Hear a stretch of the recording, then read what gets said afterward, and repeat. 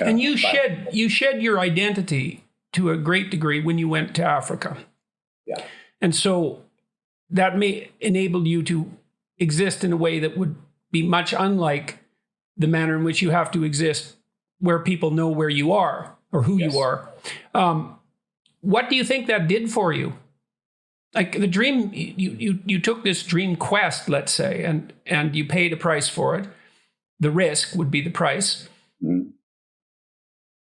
What was the consequence of allowing yourself to do that? That it was on me, that it was my doing. I could own it at a time of becoming famous. You go through, at least I did, and still do at times, go through, wait a minute, what's mine? What am I getting based off of my worth as the man I am, as the person I am? Forget my fame.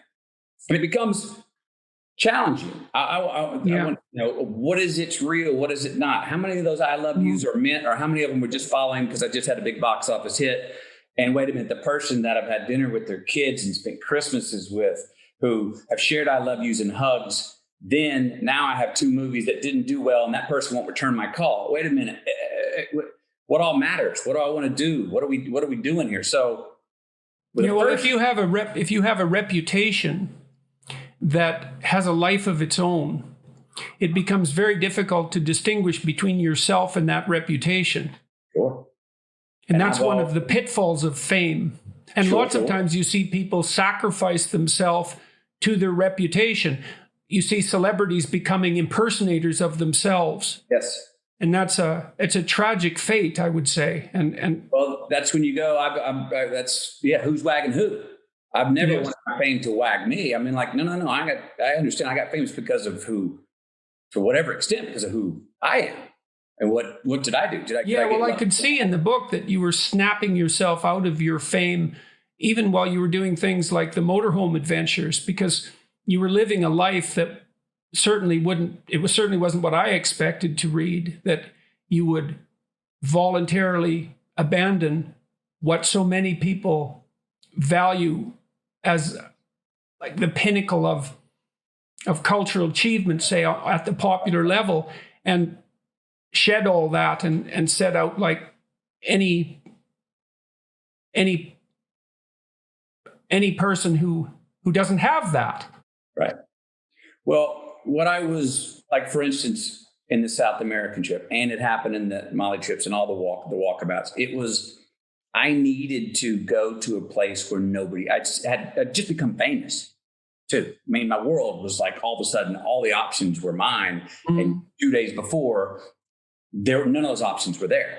And now it was a world of yes. And I'm going, I only have 24 hours in a day and I would do any of this work. And you're now telling me I can do it all? Yeah. You're asking me to be discerning right now?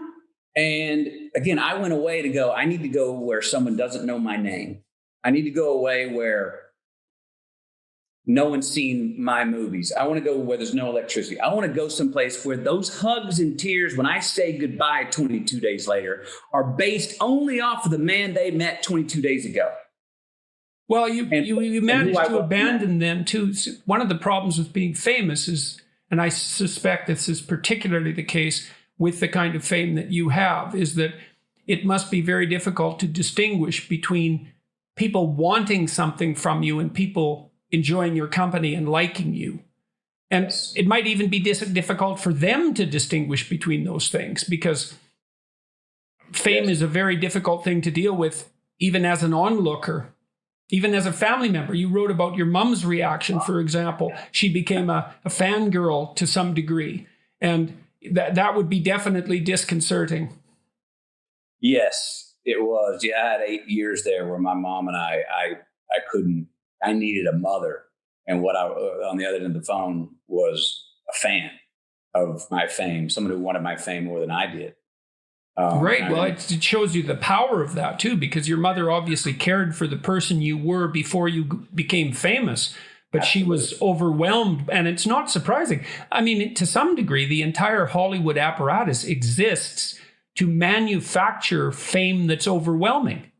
That's its whole, I can't say that's its whole purpose, but that's what it uses to drive, let's say, to drive people to the theater.